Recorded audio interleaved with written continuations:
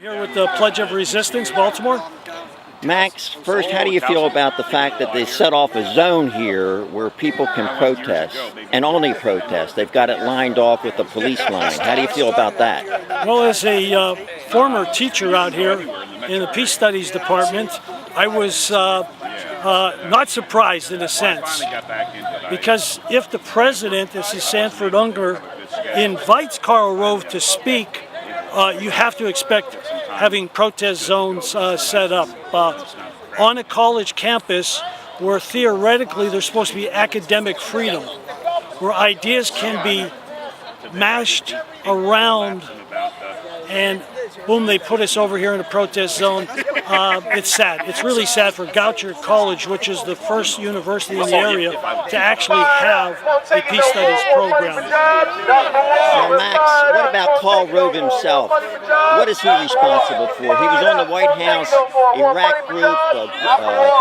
Scooter Libby was in that. Some of these other characters that manipulated the intelligence to get us into the war. How do you feel about him, Karl Rove himself? Well, let's start with his first criminal activity, and that's regarding the Bush administration. Remember, he was more or less the election czar in 2000 and then in 2004. And many of us believe for sure there was election fraud in the year 2000, Florida being the most notable example of that. Some of us also believe that there was some quote-unquote electioneering going on that he was involved in 2004. So that's the first situation.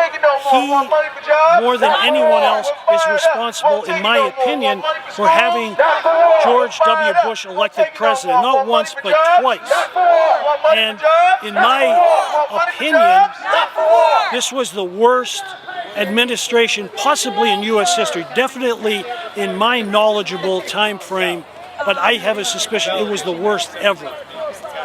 We put together a indictment of Rove listing a number of crimes. We could have brought the Manhattan phone book to list all of his crimes, but the election fraud, and getting right back to your original question, there's little doubt that he was manufacturing consent for this bogus war in Iraq. I listened today to the National Public Radio. They interviewed John Krakauer because he has a book now on Pat Tillman. And it wasn't surprising to hear that Pat Tillman was opposed to the war in Iraq. He signed up because he believed that he should go over to Afghanistan. Theoretically, that's where Al-Qaeda was. But he could not believe. Here's a soldier. And I suspect there's many soldiers that could not believe that they would manufacture a war. They would claim there's weapons of mass destruction. These weapons of mass destruction might be brought right here by Saddam Hussein to the United States. It is unbelievable for anyone, to me, that anyone believed it. We brought Scott Ritter to town in August of 2000, or 2002, and Scott Ritter, former weapons inspector in Iraq, and at Stony Run Friends meeting, he told us that he's 99% sure Saddam Hussein has no weapons of destruction. This is somebody that we took to the Baltimore Sun to do an interview with the editors. Nothing appeared. The reporter there that was that day, nothing was ever published in the Baltimore Sun. The point I'm bringing out is this war could only happen because the mainstream corporate media got behind the war. Not only the media, then you also had the Congress going along with it. They didn't ask the questions. They went along. They voted to give them the power back in 2002. Exactly. Right. So you got this guy here. He's a key player, not only with respect to the war, not only this other issue, this torture issue, and then the spying on citizens. Right. Exactly. He's right there in the White House, allegedly orchestrating a lot of these dirty tricks that were going on. Right.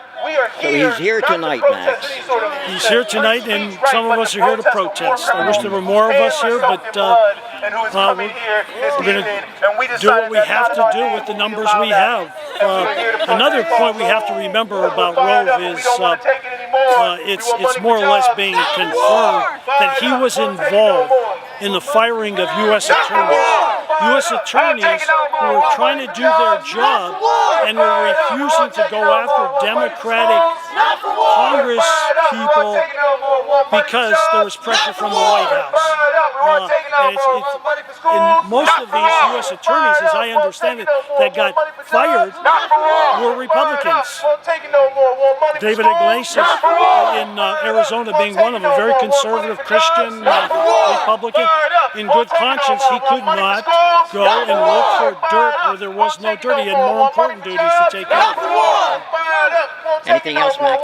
Well, I think we have to hold Sandy Unger responsible because he's the president.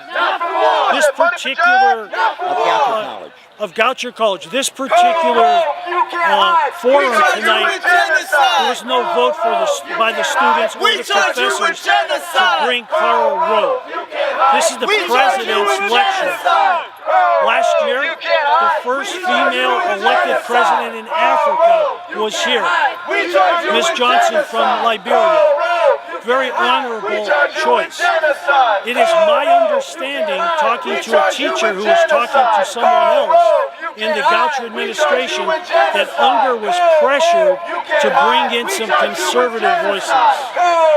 And that's why Karl Rove is here. The question I would ask him if I had a chance to talk to Sandy Unger, besides, why would you bring him? What could he possibly say to the Goucher community?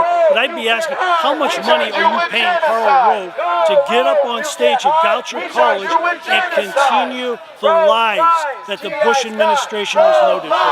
Max, do you have any hope that the new Attorney General and the new President are going to do something about the people like Karl Rove that got us into that war? I have absolutely no hope. I have gone with the National Campaign for Nonviolent Resistance twice to the Department of Justice. We sent them letters. One letter was to Attorney General McCasey in November. We sent another letter in June to the new Attorney General Eric Holder, asking that the Bush administration officials should be prosecuted. If any prosecution takes place under the Holder Attorney Generalship, I believe it would be very, very low-level people and not the higher.